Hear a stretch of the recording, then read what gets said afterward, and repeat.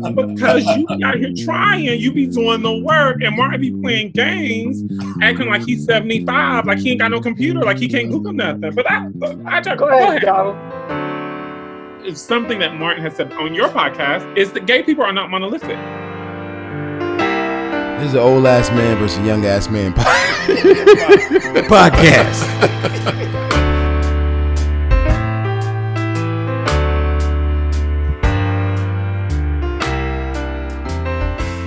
Hey family, welcome to the Road to Legacy podcast. Today we're speaking to Courtney. Courtney's in the house. I'm Martin Small, and I'm with Donald Reed, my partner in crime in this situation.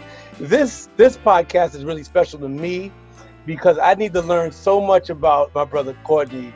Courtney, what's your last name again? I want to get it right. Even though I've known you for a minute, I just want to get it right. It's Courtney Kornegay? Courtney Kornegay. Well, welcome to the Road to podcast.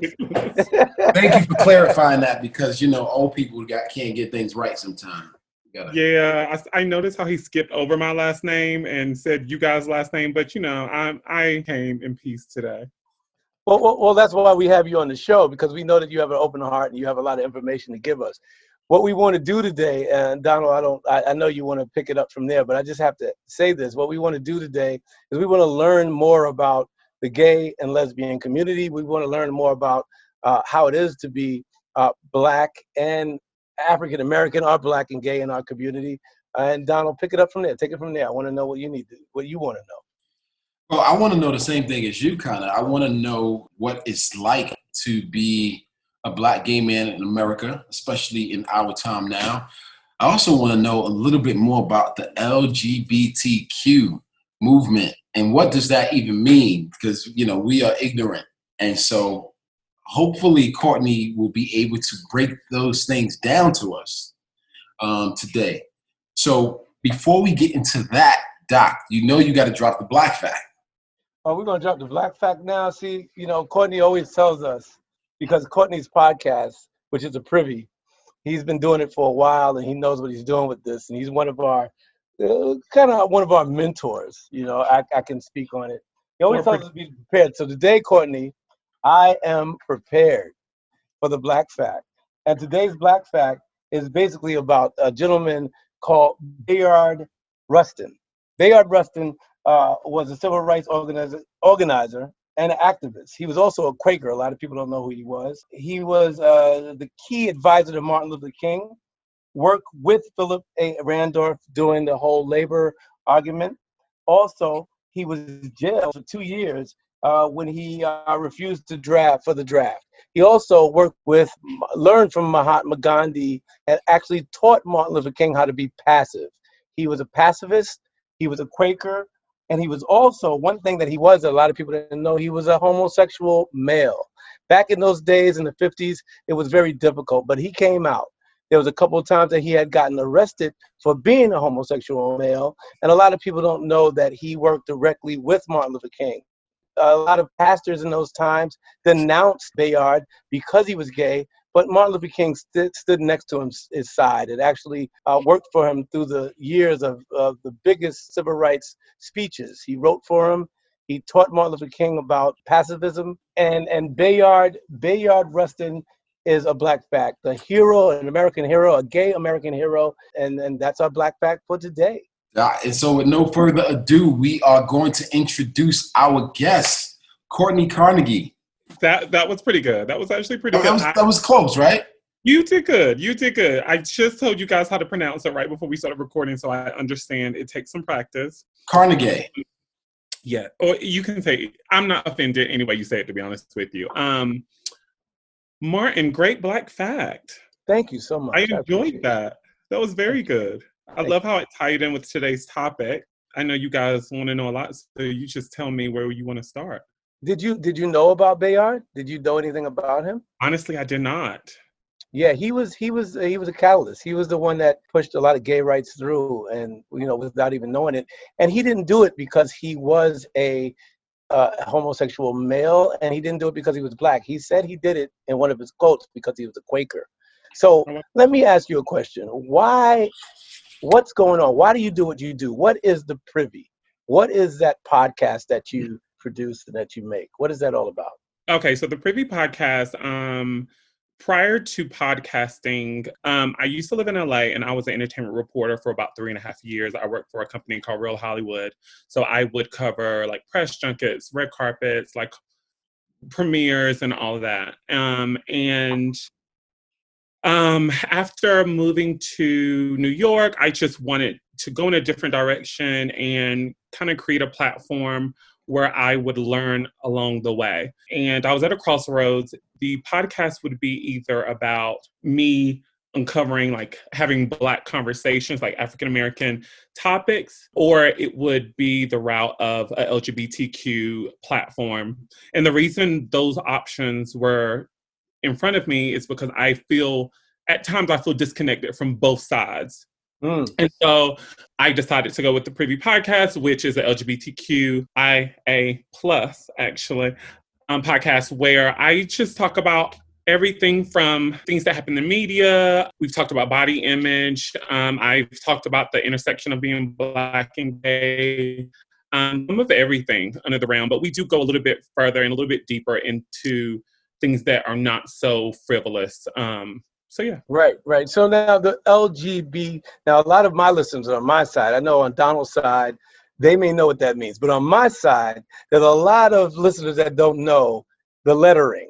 Wait, hold on. I'm sorry. I got to interject for a second. How does my side and your side different? Well, you're more of a liberal male. You're more of a type of guy that understands these things. Where I'm understanding, but I'm learning. So I need to know what LGBTQ. Now I know what some of that means, but and please, everyone, don't think that I am the type of person that is biased on gay men in this country. I just need to know. I need some information. So the information that I need is, what is LGBTQ? And then you said a couple of letters after that. IA plus. So what is that? LGBTQ basically is lesbian, gay, bisexual, transgender. Q was added to represent questioning or queer. And queer basically is an encompassing of all people in the community. And it's just a way to make sure we're all included. In addition to the Q, the IA, the I stands for intersex. I have the terms here because I didn't want to mess it up. And A is it could be seen as either asexual or agender.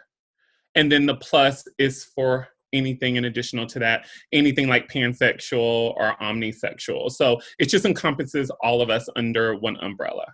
I'm curious, at what point, did you know about that before, or did you just learn about the extra addition? The QIA plus that's been for years. So I can't speak to a lot of specifics with the additional, especially I'm not as familiar with, I don't think I could do intersex justice. Pansexuality is a bit hard for me to really go into, but I definitely have respect for all of those things.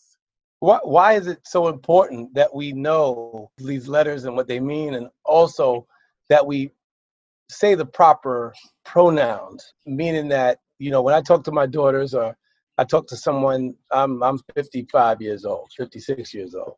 So my way of thinking is a little different, where my daughters tell me adamantly that I must know the pronouns. Why is it so important to know these letters? Why in your community, if you consider that your community, are those so important? The way that I definitely consider it my community. I just think it's just a matter of respect. And it's to each his own, basically. There are some people, I remember years ago, I would not refer to myself as queer, but now through growth and understanding and how we've kind of reclaimed that, I'm not upset if someone referred to me as queer. I just think it just comes down to respect and preference. And I think that's what the world is about right now. And I think a lot of people they lack the desire to want to respect it. I've heard a lot of people joke all these letters and blah, blah, blah. But I think if the shoe was on the other foot, I think you would want that respect given to you. Within our community, within the community of the LGBTQ community, because of your race, have you been treated differently in the community when you go to functions or anything? Yes. There definitely is racism within the community for sure.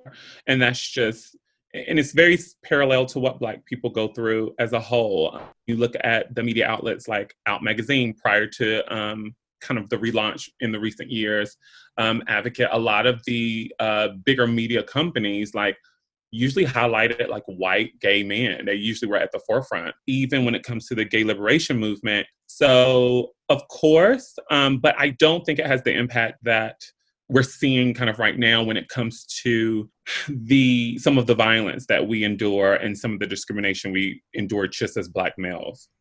Yeah, before we get into the violence of like Black males and Black trans men in particular, when did you know that you were gay?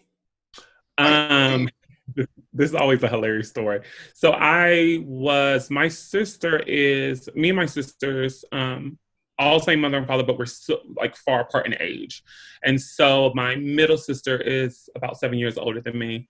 And how many siblings do you have? How many? I have two older sisters. So one is 13 years older than me, and one is 6 or 7 years. And now, what state is this in again? I just need to know the state, and then. So I am from North Carolina. I'm from a small town, population 4,500.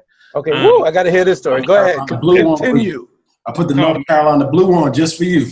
Called Mount Olive, and I knew around 5. My sister was a avid tennis watcher, and I remember thinking Andre Agassi was attractive, which is so insane.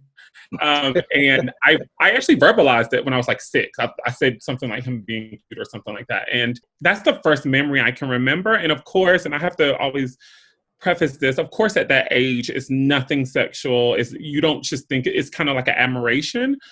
But I would say that's the earliest time. And then throughout middle school and high school, you start to kind of develop feelings and kind of get to know yourself a little bit more. Did you grow up in a household with both parents, or were you raised just by your mom? My parents divorced when I was like 5 or 6. Was he open in terms of, finding out you were gay? Like, how'd that? He didn't learn until much later in life. Growing up, I kept it hidden. I'm actually reading a book called The Velvet Rage, and the first stage in like homosexuality or gay men especially is kind of like that shame factor. And I think as a child and even coming into young adulthood, I was very fearful to share it. I remember once in 9th grade, my mom came and asked me because I had a guy who I had a crush on at the time who was like a football player. He would call me like every single day. And she came in and asked me one day, and I just wasn't ready to talk about it or tell her yet. So I denied it. And then it wasn't until I was 22, 23. I moved to LA when I was 19 and transferred to college out there. And they came to visit me. And for the longest, I said I wouldn't tell them unless I met someone serious. And then they came out and I was like, I'm just going to tell them. My friends know, like, this is crazy at this point. It's like the elephant in the room. And my family has been very supportive. To your answer, I'm not sure. I'm not in contact with him now. And not to sound awful, but I really don't care if he's accepted or not, really, to be honest. Well, how did the community accept you? Like you said you were talking to a football player at the time, he would call you. Were you popular in your community, and how did they accept it when they found out? Well, I didn't come out until after high school. So I think everyone knew, but no one really said anything. I was quite popular in high school mainly. And it was one of those things that I threw myself in like all these extracurricular activities. I was in all these clubs. I was senior class treasurer, like all these things. And I was always around my friends. So it never really was a thing like me dating or what have you. And so my high school, oddly enough, and I had a conversation with someone like probably 6 or 7 years ago about this, because they were probably thinking similar to you, Martin, like super inquisitive, thinking that I would have had a hard time. I honestly didn't. I had a really good high school experience. I would actually go back to my high school years. And the reason is my high school was not in Mount Olive. It actually was in Goldsboro, North Carolina. And a lot of the kids, part of the kids that went there were from base. So I'm from a place where Seymour Johnson Air Force Base is located in Goldsboro, North Carolina, which is where all those kids went. So you're dealing with kids like from all around the world and who have kind of lived. And I think that really set the tone for me. And I was very widely accepted. So it wasn't later, I will say, which again inspired the Privy. It wasn't until later in life when I lived in LA where like I had a guy who call me the F word and a bitch. They like yelled it out. Like I thought I was gonna have to fight. Like it was in downtown LA. And then I encountered something like that when I was at the Crenshaw Mall too. So to jump right to it, the biggest challenge has been Black males and the acceptance of that. And have you ever had to fight? You said fight. Have you ever had to throw down? And let me tell you, there's a lot of people that think that I was on the train. I'll give you a quick story. I was on the train one day I lived in Hoboken. I was coming home in the back of the train. And certain time of night, the Hoboken train gets full of, of gay brothers and sisters in the back. Okay. Big fight, big argument, fight come out. This gay brother, this transgender brother happened to just kick this dude's ass all over the train. I was shocked because a lot of people think that gay men cannot fight. Yeah, I've seen him throw down too. So now, Courtney, this is a question to you. Did you have to kick somebody's ass, man? Okay, two things. Let me correct you on something. Or can you talk your way out of the situation like you're about to do now? No, I'm definitely not going to. So you're trying me. We're not even affordable ways to the episode. Taking shots. Keep going, taking shots. First, let me back up and correct you on something because I'm going to be your daughter in this moment. Was it a transgender female? Because you said brother. You refer to the transgender as a brother. Yes, I'm sorry. Like I said from the beginning, I'm not good with this. So it was a transgender female. But you're teaching me. Better, do better, Martin. If you know better, do better. So with that said, no, I've never had to fight. If I need to fight, I will fight. And I probably can take most people. The day in LA when it happened, I got geared up. I was like, he's going to like go around the block and this is about to be something. And I was like, this is about to go down. It ended up like he never came back or whatever. But I would definitely fight if I had to. One of the things I want to know, what is your biggest fear? As a gay male or gay Black male in America, what is your biggest fear? That's the first question. And the second question is, do you think that our system, our government protects your community? That's a really good question, Martin. That's impressive. I would say now, currently in our climate, I think the fear is just being somewhere that is unknown. And in a place like I am today, like I'm currently in Montana, I've been here since the beginning of June. And prior to coming out, I'm a pretty big runner. I run like once or twice a week. I hike a lot. And I got this fear. I was like, I could just be like running on a hike and like somebody could just pull out a gun or be attacked. And that's crazy. And I don't let that fear like keep me from being active and doing the things I want to do. But I would say that probably would be the greatest one, being in a situation like a lot of Black men have been in recently where I have to like defend myself or like fight or flight. So I think that would be the biggest fear as of right now. Second question, do I feel protected? Do you feel that the system, the government, or whatever powers that be, are protecting the community the way that it's supposed to be protected as a Black man and as a gay Black man? What do you think? No. I think they can do a much better job. I think there are of course, just recently, and I would say recent in the past decade, we're able to get married, and a big judgment just happened with the Supreme Court. But yeah, I think we can do a lot better to protect us, especially Black trans women who are being murdered at an alarming rate. Like last year, I think it was 27. We can do better about that. And I think not only like government or the system, I think Black people should be more supportive of Black trans people. You mentioned the F word, right? Mm-hmm. Would you consider the F word on the same level that I feel about the N word as a Black gay man? And the F word, I'll just say it just so the listeners know the word fag. But you remember back in the day, we used to say it left and right. We used to say both words crazy back in the day. Well, I have yes, it is very similar. And it wasn't until I did an episode on the Privy pretty early on, and you guys know how I am. I'm pretty much like a planner, so I had everything planned out. I went out for drinks.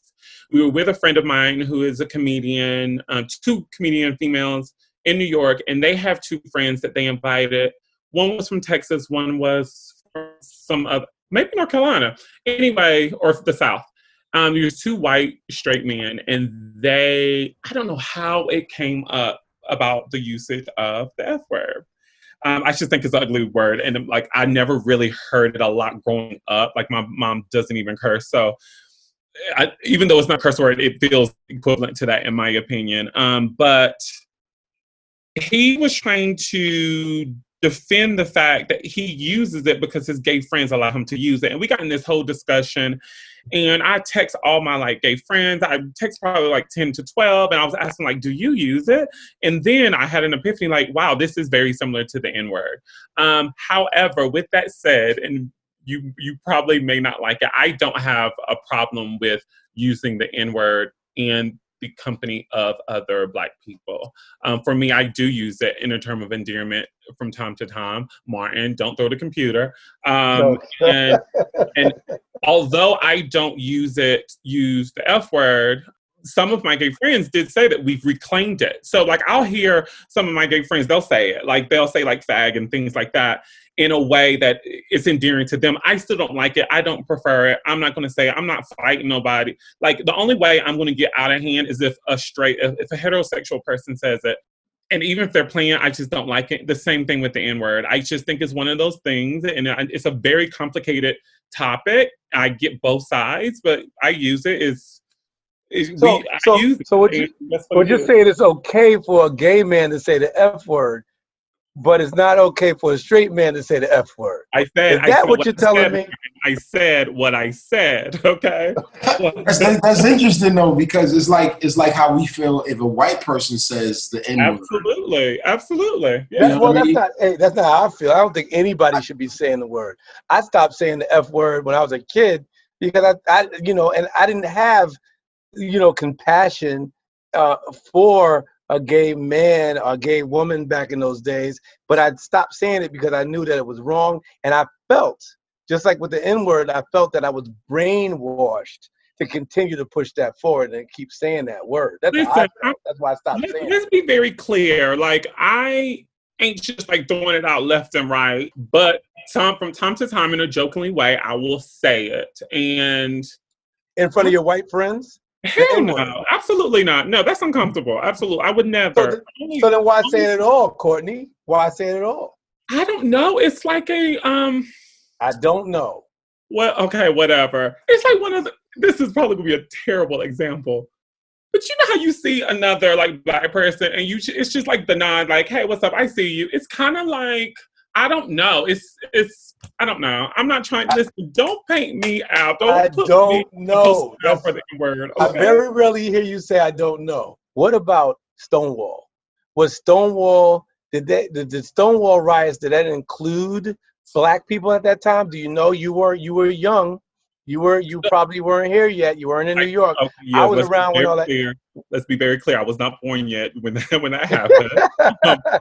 Not try me, Martin. But what do you think? What do you think about? Was it really something that that pushed the agenda when it came to gay people and gay rights and blah blah blah? What was it? Was Stonewall really something? So I mentioned earlier. So it was led by two Black trans women, and I do think they were very involved. But I didn't know that. Black people were, but I think the problem with our history and our system is that things oftentimes get whitewashed. And it's just most recently with research, and you have to do research on your own because it's not always readily available. But yes, I do think more Black queer people were involved in that. But sadly, I don't think that they are mentioned as much as they should be. You don't think so? No. Absolutely not. I see so much about Stonewall, but I just don't see too much about how people of color benefited from that, especially Black gays. I told you before, we had a couple discussions, before, and I remember like when I went down to the Village and went to Christopher Street, I would always see my people who were gay or transgender down there, and it seemed like they were suffering more than white gay people in New York City. Meaning that I would see them more in the streets. I would see more homeless gay people in the streets. more than I saw. And my understanding of that was that white families support their gay children more than black families do. Oh, absolutely. So back to the question that we were asking you earlier about your father. You had said that you really, did I get that wrong, that you really don't speak to him anymore? No, I don't speak to him at all. We had Is that because of you and your lifestyle? No, it has nothing to do with that. I think I do feel, and it actually might be me projecting. I think that he would have liked me to be definitely more masculine. And my dad was like all American. He played basketball, baseball. Everyone knew him where we were from. He was he is a town commissioner. He's a firefighter. Right. Like he's very, very well respected. Mm-hmm. And the reason I don't speak to him has nothing to do with that. He basically committed adultery on my mom. Right. They were heavily involved in church. The church kind of turned their back on my mom. And it wasn't until I got a little bit older, like preteen, I kind of put the pieces together. My mom, I love her to death. Shout out to Linda. She always pushed us to have a relationship with our father. And my father was just so upset because of like settlements and money he had to pay and things like that he took out on us. And he really didn't push to try to have a relationship with me outside of the gay thing. Right. Of course, I'm sure he wanted me to like do all those sports thing and be that guy and play football, but I just wasn't interested. And my mom was never the mom to push an agenda. She always wanted us active, but if we didn't like something, we can try something else. And so like your mother was of the church. She was in the church. She was Southern Baptist, and then she went non-denominational after the divorce, and we went to another church and things like that. But I have, to be honest with you, my roots are not in the church. My two older sisters are. I'm not the person who was in Sunday school. Like, I don't have that attachment. I think if I had to select a organized religion, it would be Buddhism. There is something about the idea of worship. Organized religion is definitely a turnoff for me. I just haven't really dived into that much. Do you think that so-called organized religion holds you accountable? I'll give you another question. Do you think that, and I ask these questions because I want people to learn. I want younger gay people that are about to come out and people that haven't come out to learn. But a lot of me being a Christian, I am a Christian, I believe in Christ. But me being a Christian, I think that lying or cheating or whatever you got to do is a sin, regardless. So some people say that homosexuality is a sin. I tell people, everything that you do is a sin. Everybody's fallible. So there's not a way that you can tell me that this person is more sinning than another one because of their sexuality or because of what they do privately. That's what I say. But some say, well, it's a behavior. You're not born that way. So the question to you, I have to ask to you, Mr. Podcast Man. Okay. I need to ask you that because you need to have this on your podcast, which is a great podcast. Yes, go. We've talked about religion before the podcast, but go ahead. Right. And the thing about it is, do you think that being gay, just as from a gay man, is a behavior, or is it something you're born with? Or can you be born, or do you just pick it up? I need to breathe before I answer this. Breathe, baby.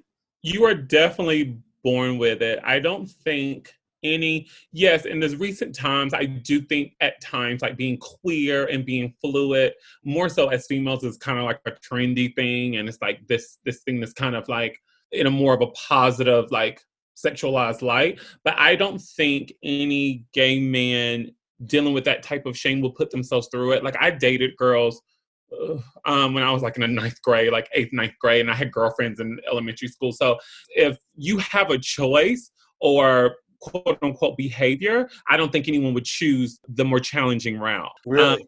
And going on what you were saying about religion, that's some of the reason why I just don't partake in that. I have no tolerance for it because you are not going to tell me that it's a choice and the thing, like, it's just, the Bible was written by flesh, correct? And it was an interpretation, correct? I'm asking you, right? No, well, it's not. Well, yeah, you can say that. Yes, we'll talk about that. You can say it is yes or no. We're going to talk about that when I come to your podcast. We'll talk about that. I think people's interpretation could be screwed. Like even now, things have evolved so much from when like I was little, and like I just think religion is so old school, and I'm just not here for it. Like I'm not here for it. And I was on another podcast the other day, honestly speaking. I'm just not for anyone that's not for me. I'm not going to convince anyone to accept me. Like, you are going to accept me or not. And that's just what it is. So Right. I'm sorry that I disappeared for a minute. I was trying to look this stuff up because it never really dawned on me before that the F word has a similarity to the N word for Black people. And it was also interesting to hear you say, like, you would say the N word around friends or around other Black people, but you wouldn't really say the F word. So I did a quick little research on like the origin of the word faggot or fag, the F word, excuse me. And it started in the 16th century from the French word. And it basically meant burning alive herricks. And they would say a term saying fry a faggot. I didn't know also that Kobe Bryant was fined $100,000 for saying the F word to a referee. And also Shia LaBeouf was arrested for saying calling someone else the F word. But what's also interesting about that is when you say the N word publicly, there is no repercussion for using that term. It's not looked at with the same negative connotation, and it's not met with the same response in terms of legal action as the F word is. And so I guess tying into... You said the N word doesn't carry the weight, you said? Or you were saying, I'm sorry. No, the N word doesn't carry this. It carries the same weight in terms of it being offensive, but legally it doesn't have the same repercussion of using the F word. You know what it is that the N word, you can say it any way you want. I mean, anyhow, any kind of way you want, anytime you want, on any record, on any movie. But the F word has become something that you can't say. Now, I don't think that's right. I think that that's not right. And I think that we as Black people use that too much, and we've given it to so many people that it destroys lives. It does. That's just my opinion. The F word is not really, nobody cares about, everybody cares about the F word, but nobody cares about the N word. Well, let me say this. You know why? Because the F word encompasses white people, white men and women. So of course, I mean, that's obvious. I think that's my thing with the N word. Like, people, and I know Oprah back in the day, there have been several people that go after rappers and rap guys shouldn't use them and blah, blah, blah. And like, I don't understand why, like, for instance, like white people will argue to use the N-word, or straight people would argue to use it and say it's wrong or what have you. So growing up in the South, like, they were Black, white, Latin. Growing up, we would say, like, if someone looked mixed, because I had a lot of mixed kids that went to my high school, we would say chinky eyes, right? Okay, that's so derogatory. That is derogatory. Chinky eyes meaning like an Asian or like... Yes, like that's Asian what it means. Hearing. And so I was in LA. I was about probably 23, 24 at lunch. I was like in marketing, young, with all these older Asian men. And somehow it came up and they all just started bust out laughing. They were like, they was like, Courtney, you cannot say that, blah, blah, blah. And they told me the history about it. And I've never said it again. And I don't understand, because guess what? Like, I'm not Asian.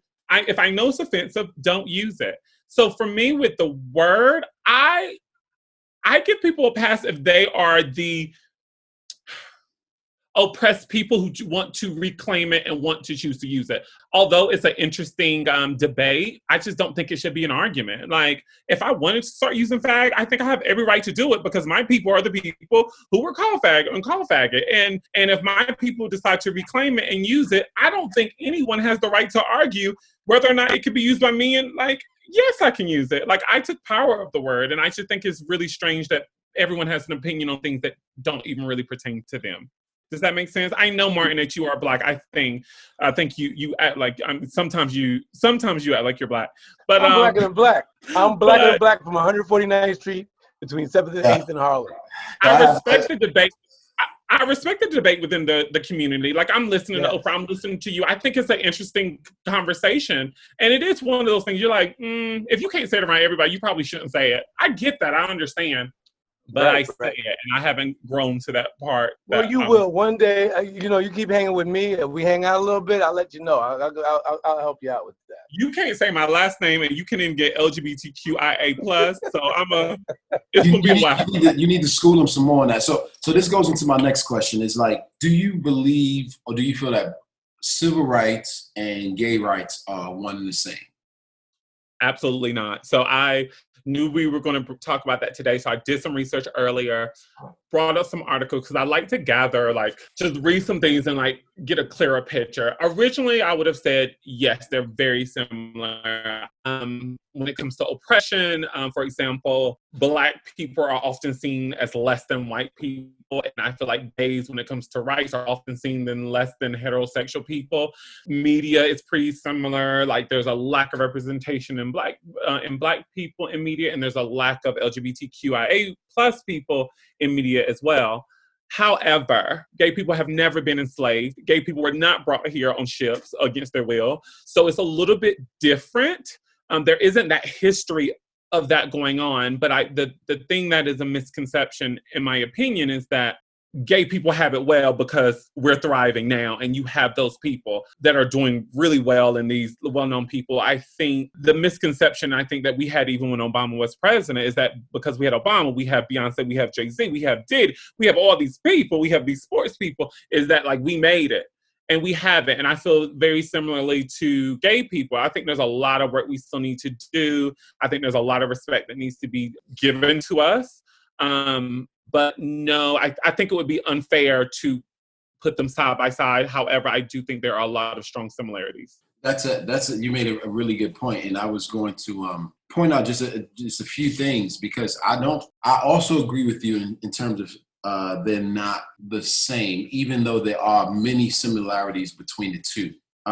There was a quote that I saw earlier that was spoken about in terms of the differences between gay rights and civil rights. So a conservative person in Trump era said that in the heartland, it's never been a better time to be LGBT. This was in an article I read. I believe it was the New Yorker. Okay. And so that was interesting to me, because I look at a lot of TV shows, even if they're Black TV shows, like, you have Will and Grace, there is Drag Race, there's even an American Horror Story, Black Lightning, Grace and Frankie, Queer Eye, even in Star Trek, there are constant images and at least storylines that discuss and showcase gay, lesbian, LGBTQ, especially now, like going forward. And I feel that we are still struggling with accepting Black empowerment, even in television. And even Black or gay empowerment?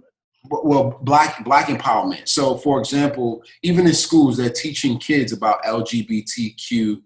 I'm working on it.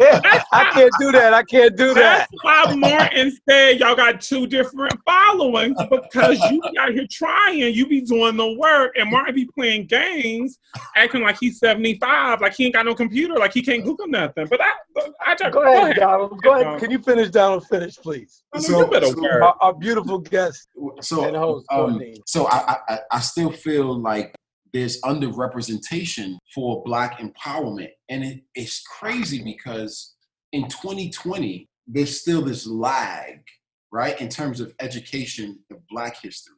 Okay, so that's the twofold.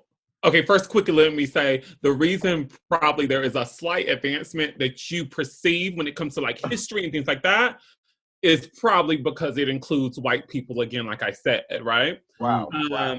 So you have the white people who are like pushing that agenda, and that's the shitty world that we live in, right? However, I will have to disagree with you in terms of media representation. I think that's one of the things that I know we haven't gotten to this part in the show, but I think representation is something that's really, really important. And I mean, I wish I could do like 12 episodes on it. Everything that you said, all the shows you mentioned, with the exception of Queer Eye and RuPaul's Drag Race, right? Of all of those shows, gay LGBTQIA people, those roles are always secondary. There's always the gay friend. It's always the supporting role. And I can name off shows with a leading Black character. No, I would definitely disagree. I think there's way more Black representation now than ever before, and I think there's a lot of work when it comes to gay representation. Like, I think it's still a little taboo. They still do it. Courtney, you said Queer Eye. Now, that was one of the shows that I could not watch. I couldn't watch Queer Eye. And I'm sorry, not Queer Eye, Queer as Folk. That's what in my mind I was singing. In my mind, it was Queer as Folk, which is a whole like ensemble cast, and it was about the right. I had a problem like when I watch a TV show. It took me. I'm just saying, people out there, it took me about 3 years just to watch Brokeback Mountain. You know what I'm saying? It took me 3 years to watch it. I have to say another thing. And then when Queer Eye came on, I couldn't watch it because the first scenes, some of the first scenes were so sexual that it was just in my face too quickly. It was too much for me at the time because they were showing sex acts of males that I wasn't used to seeing. Now, go ahead. I'm sorry. Go ahead. Interrupt. Case in point, that's my thing about representation. Yeah, that's why I heard you say that, and that's why I'm bringing that up. It's the sexuality. It's not just because you're gay doesn't mean that you're boning constantly all day and all night, and everything is based on sex. Exactly. And I think it's misrepresented in media, very similar to Black people. Black people are always the ghetto, like the ghetto girl or whatever, until most recently where we have like an Insecure, where it's like a different type of girl who is leading the show, right? And I have a lot of respect for that show. Yeah, like gay people are still like over-sexualized. Like, it's funny, I just posted on social media yesterday because I'm coming with season 4 in September with the Privy podcast. And I got a lot of feedback from people who were saying, we love that you do something different and it's kind of lacking in that content. Let me be very clear. The one thing that I find so interesting about you, Martin, and I see the similarity in me, is that I am quite a conservative gay. That does not mean I'm Republican. I think people get that very confused. But I'm very conservative in my lifestyle and my beliefs and like my dating and like sex and all those things. And I think maybe I struggle with that, trying to figure out, like, is it because I've been around so many straight people all my life that I just subscribe to that culture, or am I just different? And I think it's like lack of that representation, to my point, that like, yeah, you see that's the only thing you probably have seen. Like, and Brokeback Mountain, after you saw it, you were fine with it, right? It wasn't too bad, was it? After I saw it, it took me like 3 years to watch the whole movie, actually finish watching it, because every time he said, I can't live without you, or whatever it was, and they started tonguing each other. See, let me tell you, let me be honest. I went through a divorce, and it happened to be based on infidelity.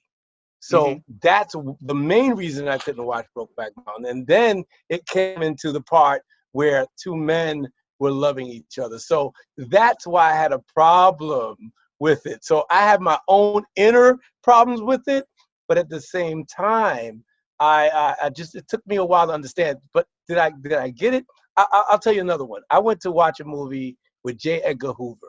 I wanted to know what Hoover, because I believe in the Black cause. I wanted to know what Hoover did to Martin Luther King. And when I got into the movie theater and watched the movie, it was a love story. It was a love story about J. Edgar Hoover and his lover. And I didn't expect that. Nobody ever really knew that. What we're talking about now, that I had to leave the movie theater. And it was sexualized, just like everything else is sexualized. Now I'm not changing, but I just want to ask you this question before it leaves my mind. So Brokeback Mountain, they had some sexual stuff in there, because you said you're not Republican, but you kind of conservative. Let's be very clear. Brokeback Mountain, with the L thing for men, for straight men. Sometimes the L is more acceptable. I'm just saying what I gotta say. Just you mean lesbian? Like the hear lesbian? Me out. Yeah, but it's called the L. The show is called the L word. Don't try that on the L word, right? The L word. Okay, got it. Is that what you're? Right. The show is more acceptable because it's women, and I'm a straight man, so sometimes you can watch that and you be like, "Yo, that's the joint." Right. So wait. Let me ask you a question. I relate. So when I was watching Queer Eye. When I watched Queer Eye, it was a lot of sexuality in that. So now I'm going to the Privy. I've watched maybe one or two of your podcasts. I need to watch more. Maybe you And listen. you said you're on the conservative side. There's a lot of great things on there. But one of the things I know that you talk about is HIV and sexual promiscuity. So, Yeah. so how do you feel, they're representing these, these gay, black males on these, all white males on these shows? How do you feel that, what message do you think that gives that to the health of the gay community? Okay, I need to back up and I need to make a statement because I was thinking about this before because we've had conversations about this prior to us recording. Yes. I think you're a little homophobic. I do. Because, and I don't mean that in the shady or mean way, but I think homophobia is very similar to racism and racist people. Like, you don't have to be racist. Like, you don't have to hate Black people or want them to die or be malicious to be racist. Okay. Same thing with homophobia. I feel like you have these things, and I don't know if it's entrenched in you based on your religion, based on your age, based on your upbringing. It may be a combination of all of those, but I think it is. Like, as much as I just had a dealing with this guy who, he was like, DL, I didn't know, whatever, right? But DL, oh, he was in down low? That means down low.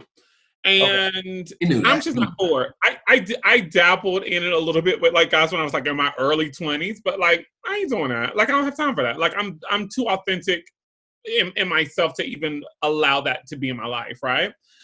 But I just think that it's a slippery slope when it comes to the double standard of it's okay for women to, like, I just think it's weird. Like, I think it's weird. And I think while I agree with you in over-sexualized things, I think that Brokeback Mountain, I would think that would be more accepting than two guys just like fucking, like like it was a love story. So it would seem like that would be more accepting, but clearly it's not for you. No, it's not. And let me tell you, did you hear what I said? I didn't. It's not that it was the gay aspect of it. It was that the cheating part of it gave me issues. That's what you're telling yourself to tell yourself that you're not. Oh, see, now you're gonna speak for me. See, here we go. Here we go. I love you. I love you when you talk like this. I love it. I love it. I love it. To do with that. And while I agree with you, like I don't do PDA, and I'm sorry, I'm left this out of the point with the guy that was DL. Like I had to tell him, listen. As much as you're not for me, I'm not trying to tongue you down in public. Like, I'm just not even that person. Right. But if straight people do it, why can't gay people do it? I don't know. It's just weird. But let me just say one more thing, Don. Let me just say. Hold on for just 1 second. Because I have to ask this question. So do you think that Black gay rights and white gay rights are two different things? Absolutely. And it has an overlap in the main, in the race. I think the main definitive thing is like the racial implications. Like I have a lot of privilege because I'm gay, right? And I've realized that for sure. Like I've gotten into a lot of rooms and I'm like, to some people, I'm very non-threatening and like, I realize that's a privilege. However, I'm still Black. Like, let's not be crazy. I'm still Black. And even within like the community, like our community, like people are still very racist and like, it's very white and like, someone who is, as they would say, more urban is not as accepting as someone who can kind of like assimilate, I guess, if you will. So because the reason why I was asking that question in particular is just because it always seems that whether you're gay or you're straight, when it comes to color in this country, there's always a difference. So if you're a Black gay man and you're a white gay man, it's more acceptance. However, I still believe, and I'm sorry to always go back to this, it's like I think that the gay rights agenda or the laws that are passed for gay people go through faster because there's white people attached to it as well. I would definitely agree with that. I will say, I was actually thinking about this before because I was like preparing for the episode and I really wanted to like try to get my thoughts out and everything and really like flesh out my ideas.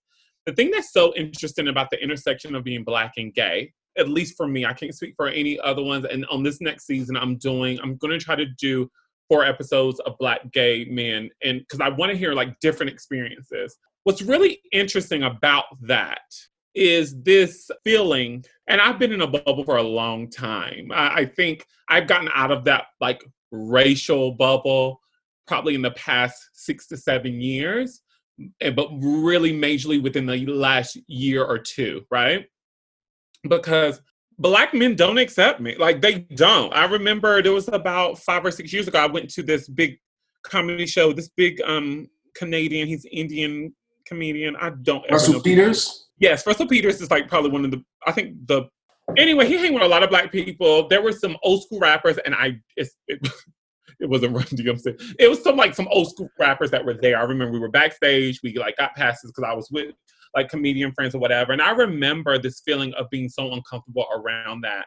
And I often, whenever I meet like Black men and I know I'm meeting them, especially if they're heterosexual, I do have this like uncomfortableness. I'm still going to be myself, but this is uncomfortableness because Black people are males and females too, actually, because there is this weird dynamic with like men and dealing with bisexual men, and there's no judgment on preference, but there's that weird thing that I think causes people to be like in the closet, but whatever, that's a whole nother show. But I think Black people are the most judgmental of gay people. And what really surprises me is going back to like civil rights and gay rights is like both groups are oppressed. So you would think that you have empathy for the other group. I used the same example the other day. I'm so empathetic to women's rights. As much as I'm not like on the front line and I'm not like posting every day or whatever, I am so empathetic to women being slighted for being women because I'm a gay man and because I'm Black. So I don't understand why Black people feel like they need to oppress gay people within the community. And I think that's a huge problem. And I think that's why I've been in a bubble. And I think that's why so many, I won't say so many, I can't speak for anyone else, but I've been in a bubble for a long time because my white people be accepting. Their parents is accepting. They want me to come to their house and whatever, to a certain degree, because I'm still Black. Let's not be ridiculous. I'm not a fool. But because I'm gay, I'm less threatening. I'm not like trying to like mess with their daughter or I'm like whatever. I'm just like the friend and I'm very light. And I go shopping. I'm like an accessory, which is problematic too. But I'm just saying like, yeah, I feel like Black people got to do better with accepting. Like, well, then how would you change Black? I mean, not that you can change them, but what would you suggest to people? You know, what would you say? Just like Black people, white people to do better, right? To do the research, to have Black people in their circle, to support Black companies, to support Black businesses. You need to do the same with gay people, and I think it takes you to respect us and to realize that we are equal as you. And I think that heterosexual people like to think that they are like woke in the sense, but they're not. It's still like we still are very subcategory of the human race, I think. But so that's I say interesting a lot. That's like my favorite word. Oh no, that's fine. But in the hip hop industry or in film or in fashion, I have a lot of close friends that are, and this I hate for it to sound like a white person saying, well, I have Black friends. But my mom is a lesbian, my sister's a lesbian. I have really close friends that are gay that work in the industry. And what I find is there's this parallel that exists, right? So on one hand, and let's say the hip hop industry, for example, most stylists that are men are gay. It's like rare. Yeah. Stylists. Right, or makeup artists, or hairstylists, et cetera, et cetera. But then on the other hand, we, like you said something that I thought was interesting, which is when you go to like venues where there are Black people there, you feel this uncomfortable feeling of acceptance, kind of, right? But then within the entertainment industry, whether it's football, NFL, fashion, film, music, gay people are very present and are, I don't know if it's quietly represented, but are represented because I think they control the industry in a sense of making sure that everybody has what they need, whether it's a look or it's hair. Which is very problematic because that's like the Black maid, right? So you are a servant, like, not to go straight there, but you are working for someone. It's very similar to racism because you are providing a service for the rapper who in his music is using the F word or what have you and doing this or whatever and wants to appropriate all these like more feminine things like nails painted, like all these things that gay men have been doing forever, right? And that's a choice for, like, I thought I wanted to be a stylist. I'm super like into fashion, but like, I just know that's not the world for me. Like, I'm not that boy. And I just think it's just so problematic. And I'm not saying all stylists need to quit, but it's just like respect. Like that's my thing. Like, if you can't respect me in my fullness, we can't hang. Like, if there's any slight to, like, I just can't respect it. Like, you gotta respect me. And I think Black people should be the same way. There's like, it is a lot of parallels between racism and, again, homophobia. Like, you just got to do the work as straight people. Just do the fucking work and stop seeing gay people as like accessories or the fashion person or whatever, because it's something that Martin has said quite a few times on on your podcast, is that gay people are not monolithic. Monolithic, yeah. Yes, you said it right. You said it right. I'm proud of you. They're not. And I think you got to do the work to realize that we're not all the same. There's one more thing that I wanted to say, and I want to see how you feel about this. It says, I read a quote that says 609 companies are inclusive of LGBTQIA. Martin, he's showing off. He's trying to show. Hey, I don't try to fake it. I tell you, I don't know. The struggle is icing on it. Like how he slowed down the end. Like he know what it is. He got to bring it down. I got to look at my paper of questions. But I'm curious. Like, what do you think about? Do you think that's a true statement? It's specifically for Black people who fall into that category. Meaning, do I think it's accurate that they're inclusive? Yeah. No, because my definition in it's the spectrum. And so it depends on how you feel about this. You don't have true inclusivity unless those people are sitting at the table that's making the decisions. Unless you have a seat at the table, like if you got 8 Black people on your serving staff, but all your managers are white people, that's not inclusivity, in my opinion. I'm sorry. Let's go into like the Black trans women. And okay. This is I'm learning just like Martin about this and how to say things. Now, are they Black trans men or Black trans? So wait, women? Can you define what trans means? Transgender means that you were born in a body that you don't believe was meant for you, right? So you feel like if I'm born a male and I feel like I'm still a woman, there are different levels of whether it be like hormones or like surgery or whatever, or just like in how I exist in the world primarily, that is different. Does that make sense?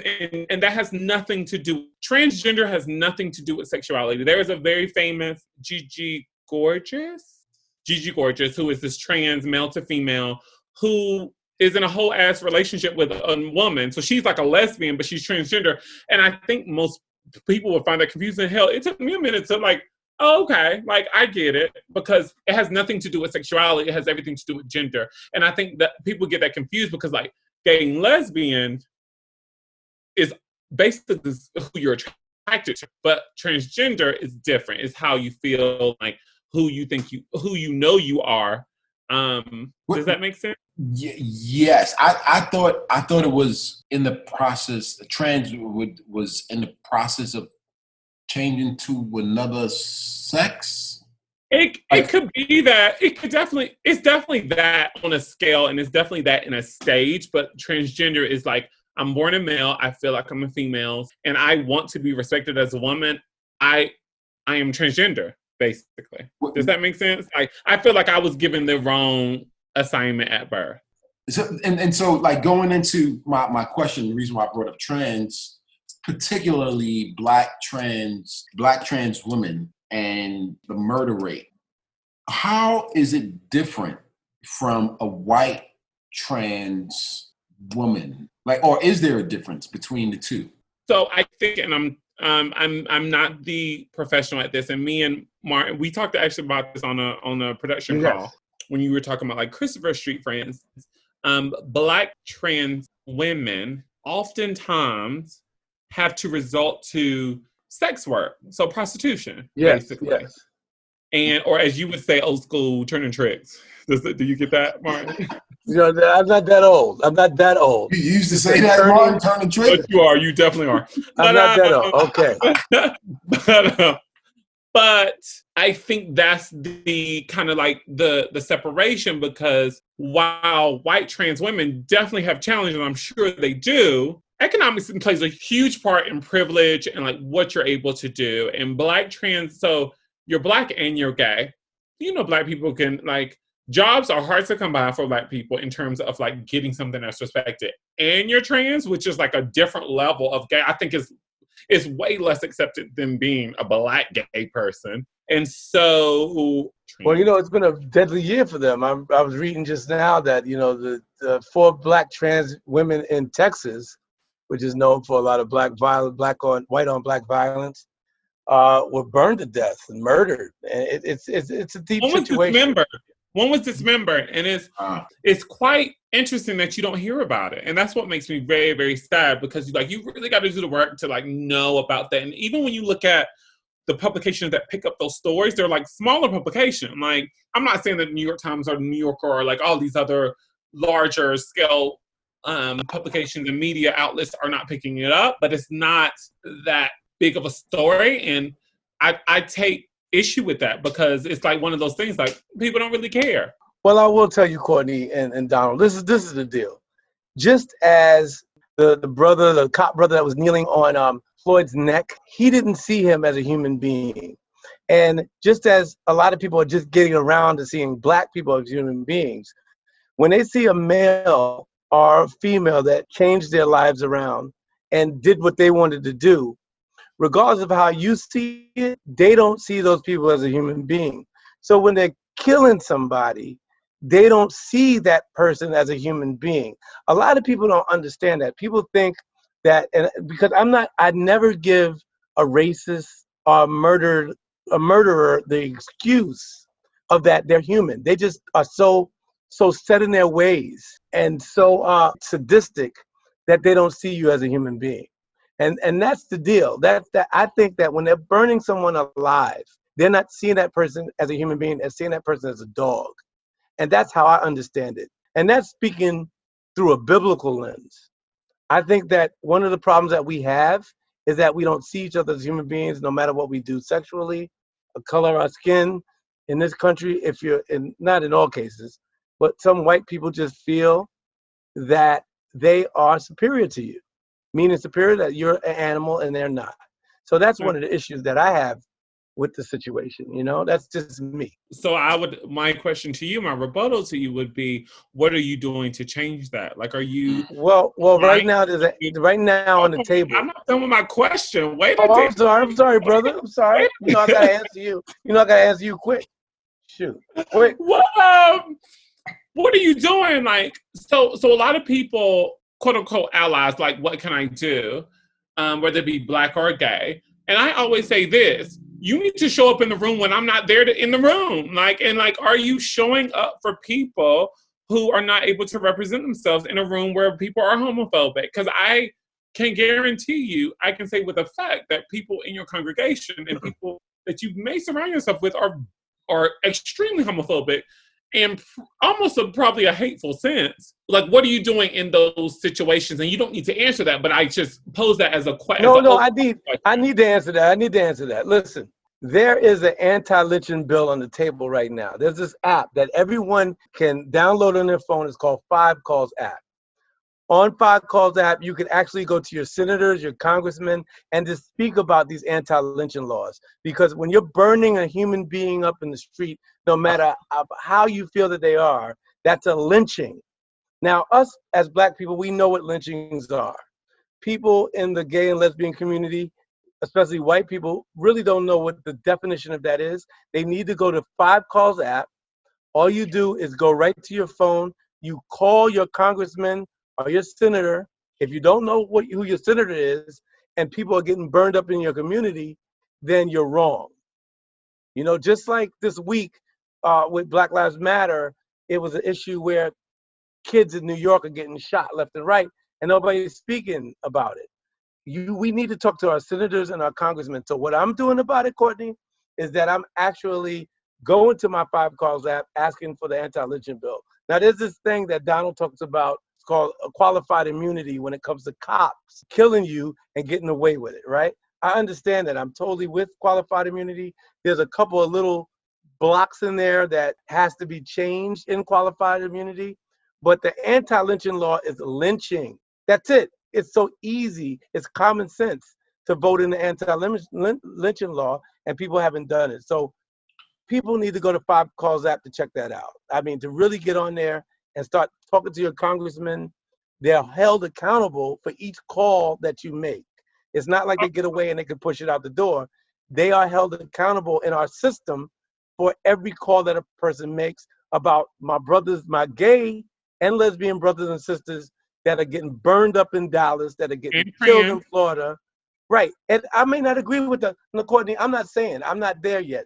I may not agree with the lifestyle, but I do know that you don't agree with the lifestyle. Beings. Is that a state? Are you making right? And that was the point that I was getting to, because before we wrap, we're in a great conversation now. I just love talking to you, Courtney, about these issues. It's shedding so much light. But one of the things that I was bringing up when you said that I was a little homophobic. No, I didn't say you were a little homophobic. I said you were homophobic. Okay. Let's be very clear. You should talk to his friend. You should talk to his friend Mark. He has a friend Mark. And judging from the PSA that you just announced that you are not there yet, absolutely, you are. I smile and I laugh because I'm learning and I'm open to anything that anyone says, and that's how it goes. But one of the questions I had to ask before, as I watch these TV shows, like I told you, I was watching I almost said the weird guy. See, you're right. I may have some problems. No, you don't. You have problems. Like, you need to get it together. Listen.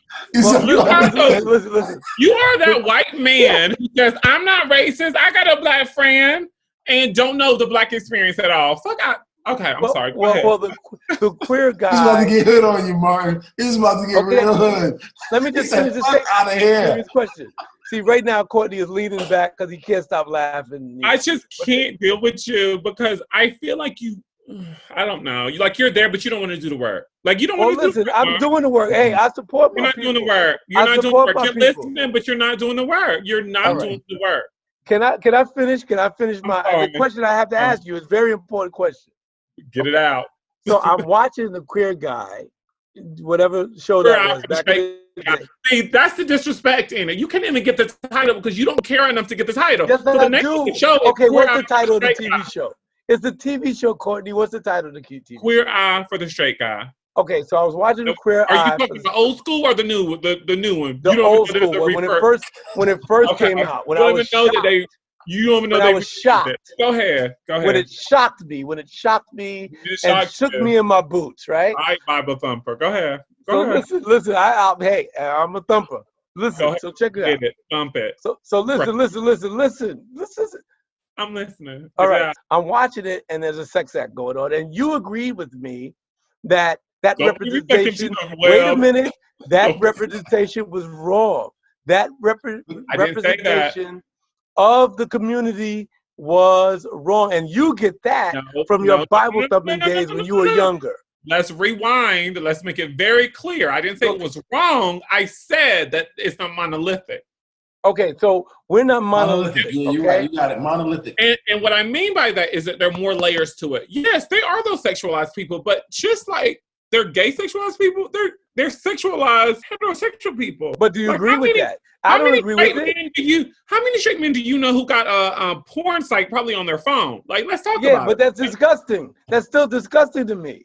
If they're heterosexual and they're jacking and all that crazy stuff. Okay, you're sounding disgusting to me.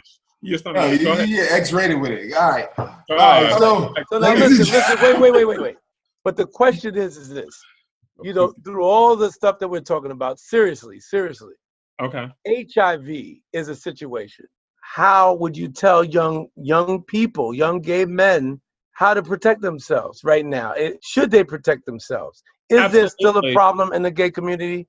Let alone I'm talking about. I know the heterosexual community has problems. The cis the cis. I don't know. My daughter told me I'm saying it Come wrong. on, you're trying to do the word. Yes, Finally. I'm Here you trying. go. My daughter said the Hour and a cis. half into the recording. I see you, sis. Yes. I'm trying. I think there's a lot of work that we need to do as a people, but I will not put anyone down based on the fact that their lifestyle is different from mine. Let me just say that. And I believe that with me being a Black person or a gay person, I'm not going to put any other person down in my community based on their child's tribulations or their choices that they make.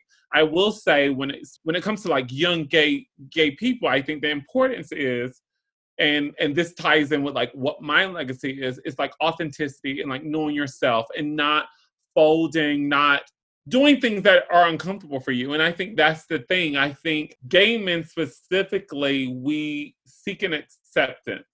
And I think with that acceptance, we allow these things like sexuality and things like that to play a part in that. And yeah, I think we just got some healing to do. Just like us as Black people have healing to do, I think gay people have healing to do. And I think that's the bottom line of that. Hey, that's all I wanted to know. I know you think that I'm a little, but I love you, brother. That's all that counts. It's not little, and I love you too. It's not little. You are homophobic. Like you have made it very clear. You are homophobic. You actually made the statement. Hopefully, you can help me get through this situation. Well, and I'm not saying, hey, I don't think that I am totally. I guess that's like being halfway pregnant. I don't know, but you can't be halfway pregnant or halfway racist. If either you racist or you hit me hard. It is. It's either you racist or you not. It's not like you can't be like 50% racist and you good and you accept it and you get to come to the island. No, like you're homophobic. You're on the homophobic island until you know how to swim to the right side. I'm on the island. I'm on the homophobic island. You're on the island with all the rest of your white conservative friends. So enjoy that. Hit him again. I said it and I meant it. I've had a bottle of wine. I'm learning. I'm trying to learn. I'm trying to come on board. I'm trying to see what's going on out there. What I really want to do is have people on my side learn more about the community. I'm serious. There's a lot of people that are on my side. I'm not totally conservative. I'm not totally Republican. I have not voted for a Republican president since I've been a Republican. But when it comes to state and Senate, yes, I don't believe in certain things. And that's okay. That's okay.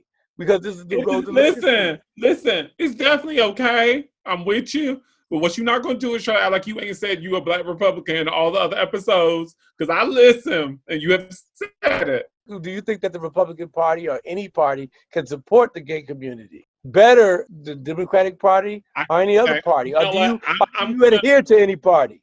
Do you adhere to any party? And who will you vote for during this election? Are you going to vote? Definitely, I will put on record. I will put on record. I'm definitely voting for Joe Biden. Okay. Okay. And get over it. Be mad. I know he said some problematic shit in the past, but I think politics is the lesser of two evils. And if it's between him or Trump, I'm at least making it by another 4 years. Like I'm at least like getting by. I do think we're in a very terrible place when it comes to politics because, Martin, to be honest with you, like I know people who are very close to me who are like family, who voted for Trump. So what, really? Wow. Yeah. So I've had conversations and I won't say I understand it fully, but I think when it comes to politics, and I relate it to religion too, actually. I think politics and religion are two things that I try to stay away from and I try not to discuss because I just think... Well, you shouldn't stay away from it. Go ahead. I'm sorry? You shouldn't stay away from it. I think it's very important. Well, what I mean by that is discussions, because I think a lot of people think they know what they're talking about, but they really don't. And I think a lot of work, like on my side too, like I don't know enough to even have an educated conversation about politics, which is why I kind of like, ugh. But I will say, I think that all politicians are crooks, and I think the political game is crooked, like the whole thing, both sides, all the sides. I don't think the Republicans are right all the time. I don't think the Democrats are right all the time. I just think it's a shady industry, and I think, we got work to do on both sides. Like in closing, what do you want your legacy to be? God, this is amazing. I'm finally, God. And I paused because I think I want my legacy to be authenticity. I think one thing that I do and I do really well is I show up as Courtney in 95 to 99% of the places that I show up in, right? But I think authenticity is so important. And I think it comes with confidence. I think it comes with like all these things, like community representation. I think it comes with all these things. And I think I want my legacy to be authenticity. Tomorrow I died, I want people to know I was authentic. And that's what I kind of lead with. And that's my like compass when whether or not I'm on your show or existing in the world, if I'm around like all these straight white people, or I am in a very comfortable situation where I'm around my folk, I just want to make sure I'm authentic. And I think that's something that transcends not only with like gay people, but I think it transcends with all people. Yeah, I greatly appreciate that, because, you know, it is challenging to be in your own skin. And one thing that I recognize with gay people is living in that authenticity and in that truth.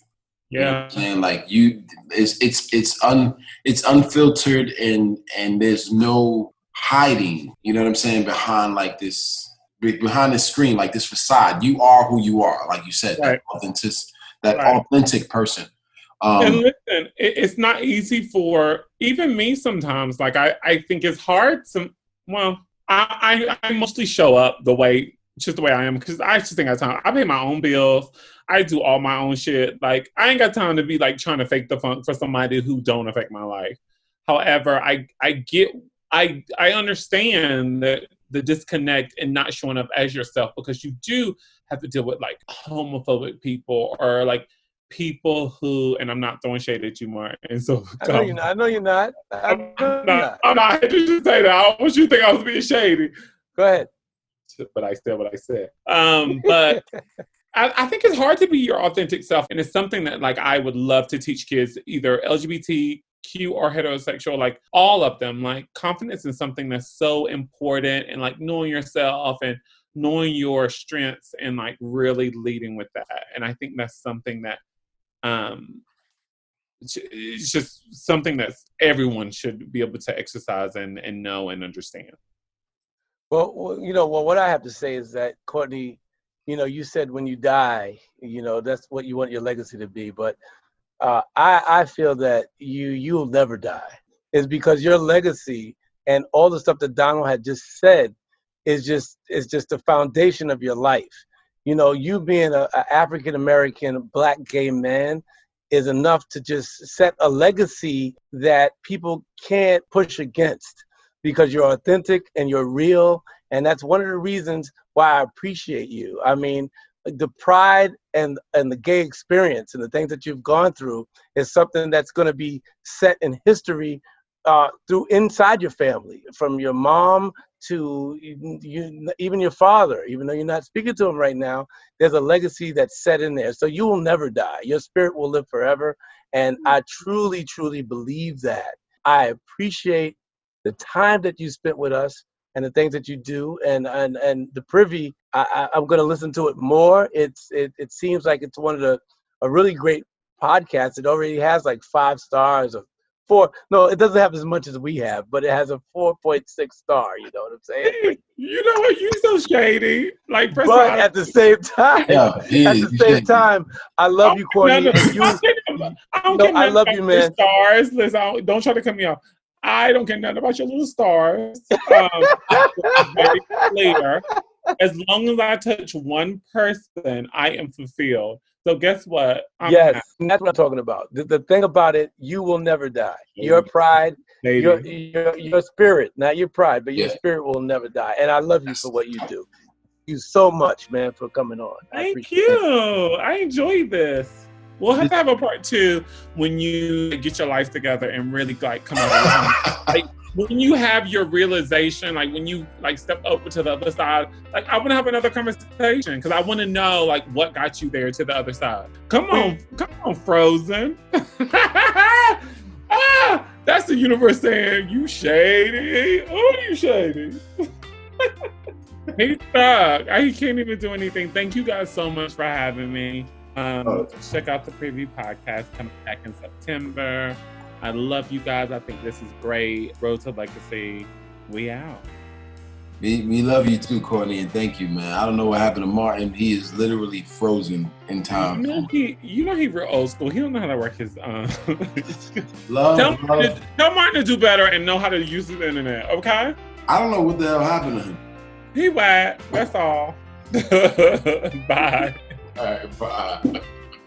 So, ladies and gentlemen, that was the end of our podcast. I thought it was great. Hopefully, you guys enjoyed this episode. Please subscribe to the podcast. Give us your feedback. You can email us at readsmalllegacy@gmail.com. That's readsmalllegacy@gmail.com. We also have some merchandise. If you see, I'm rocking this t-shirt right here, Road to Legacy Podcast t-shirt. I have the Legacy hat on, so that website is coming up very soon. And guys, thank you for tuning in. Subscribe if you can. Give us some feedback. God bless you all. And I'm out.